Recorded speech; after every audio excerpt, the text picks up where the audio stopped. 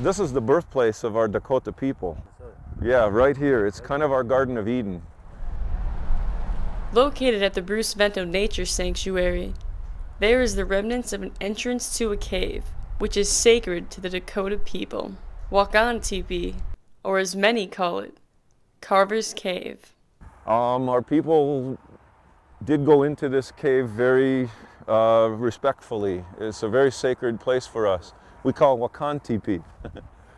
And Wakan Teepee means like a sacred dwelling place. And inside the ceiling of that cave were drawings, what they call petroglyphs. And those drawings were of animals, like the buffalo, and maybe turtles, snakes, horse, bear.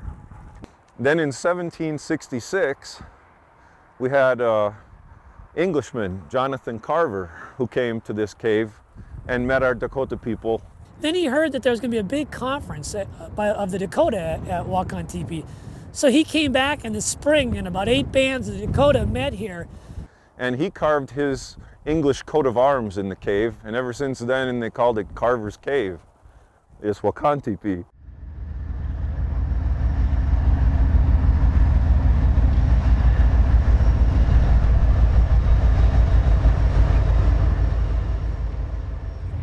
We got a train coming through making all kinds of noise.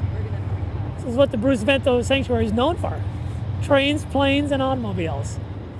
The land that the Bruce Vento Nature Sanctuary occupies wasn't always bombarded with the constant rumble of trains. Back in the 1860s, railroad tycoon J.J. Hill wanted to build a line through the area, but Wakan Teepee was in the way.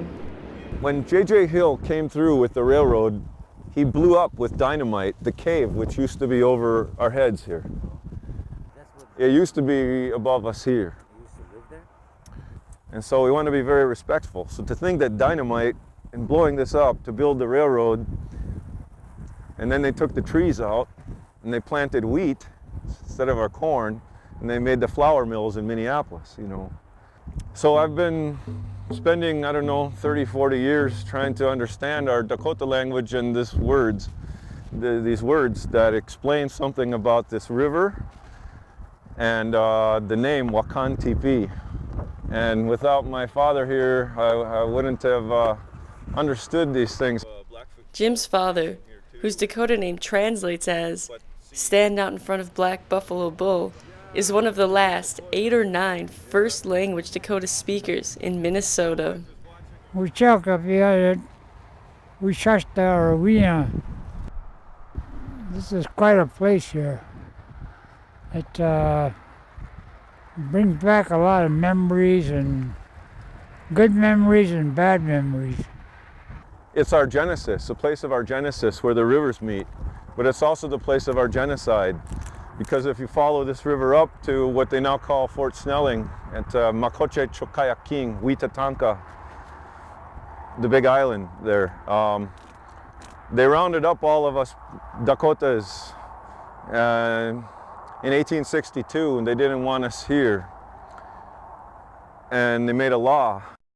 Following the U.S.-Dakota War of 1862, which was a conflict between the Dakota people and the United States over treaty violations committed by the U.S., 38 Dakota Indians were hanged in a mass execution in Mankato, Minnesota. In 1863, a federal law was passed banning all of the Dakota people from Minnesota.